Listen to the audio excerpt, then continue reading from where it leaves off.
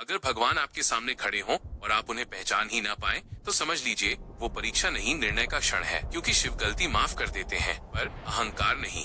बहुत दूर, सभ्यता के शोर से परे, एक निर्जन वन था।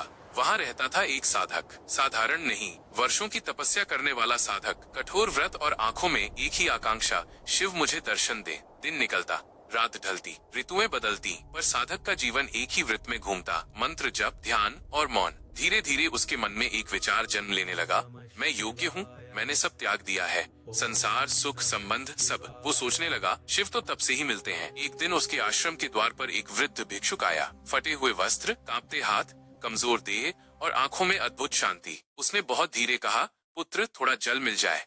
साधक ने आंखें खोली, देखा और अनदेखा कर दिया। बोला, अभी ध्यान में हूँ, बाद में। भिक्षुक चुपचाप लौट गया। अगले दिन भिक्षुक फिर आया। इस बार उसका स्वर और भी क्षीण था, भूख साफ झलक रही थी। साधक बोला, ये स्थान तप के लिए है, भिक्षा के लिए नहीं। भिक्षुक ने कुछ नहीं कहा, बस नम आंखों से देखा और लौट गया। तीसरे दिन भिक्षुक फिर आया, पर इस बार न जल मांगा न अन्न, बस द्वार पर खड़ा रहा कुछ क्षण, फिर धीरे धीरे वहां से चला गया। उसी रात साधक का ध्यान अचानक टूट गया। आकाश गूंज उठा, वायु स्थिर हो गई, वन निशब्द हो गया, और तभी साक्षात भगवान शिव प्रकट हुए, त्रिनेत्र, डमरू की नाद और करुणा से भरी दृष्टि। साधक कांप उठा, धरती पर गिर पड़ा। प्रभु, मैं तो वर्षों से आपकी प्रतीक्षा कर रहा था, आज आप प्रसन्न हुए।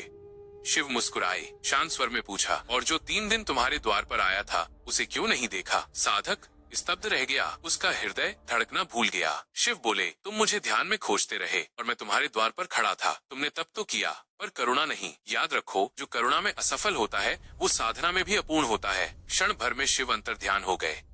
साधक अकेला रह गया, पर अब वो वही नहीं था। उसकी आंखें खुल चुकी थीं। वो समझ गया, शिव को पहचानने के लिए आंखें नहीं, विनम्रता चाहिए। आज भी शिव कभी भिक्षुक बनकर आते हैं, कभी रोग बनकर, कभी समस्या बनकर, कभी किसी ऐसे रूप में जिसे हम तिरस्कार कर देते हैं। प्रश्न बस इतना है, जब वे हमारे द्वार पर आएंगे, क्या हम उन्हें पहचान पाएंगे? हर हर महादेव।